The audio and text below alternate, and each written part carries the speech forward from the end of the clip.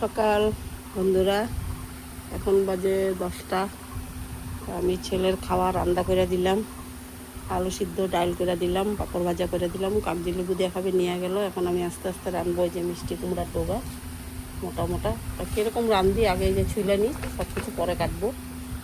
যা গরম বন্ধুরা, দেখেন রোদ্দুরের অবস্থা দেখছেন, একদম মানে বাইরে বাইরে হওয়া যায় না। তার মধ্যে দেখেন এই যে আমার টিনের ঘর, সিলিং নাই, বহুত গরম।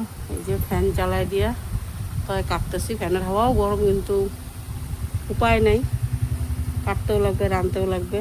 তাই নতুন আলু দিয়ে রাঁধি। এটা কীরকম রাঁধি বন্ধুরা, এই যে অল্প ভেন্ডি ছিল মিহি করে কেটে নিচ্ছি। আর এটা হলো মিষ্টি কুমড়ার ডোগা, আজকে অন্যরকমভাবে ভাজা করব। এটা হলো মিষ্টি কুমড়ার পাতা, তা আমি এটা খালি ভাজা করবো আজকে অন্যরকমভাবে। বন্ধুরা আমি কি কি দিই দেখো, ফোড়নে দেবো শুকনো লঙ্কা, দিব কালো জিরা, আজকে রিফাইন তেলে ভাজা করব, দিয়ে দিব কাঁচা লঙ্কা, দিয়ে দিব মিঠালি ভাজি।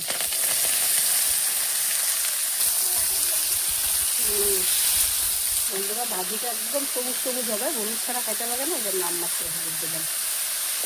লবণটা একটু কমই দিব, কোনো দিকে মজে যাবে।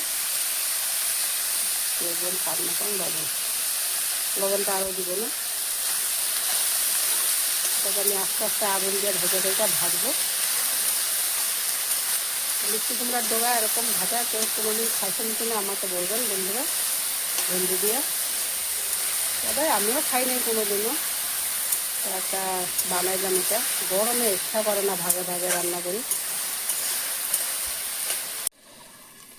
বন্ধুরা। অনেকক্ষণ যে আমি ভাজতেছি, কেন কি জল দিই নেই, আস্তে আস্তে আগুন দিয়ে ভাজলাম। ভাজি হয়ে গেছে, এখন তেল ছেড়ে দিচ্ছি। ভাজিটা দেখতে কিন্তু খুব সুন্দর, জানি না খাইতে কেমন হবে, ভালো তো লাগতে লাগে। কালো জিরা শুকনো লঙ্কা সোমবার দিয়ে ভাজলাম। এই যে দেখেন ভাজিটা, মিষ্টি কুমড়ার ডোকা বা পাতা ডাটা সব দিয়ে ভেন্ডি দিয়ে ভাজি কালো জিরা সোমবার দিয়ে।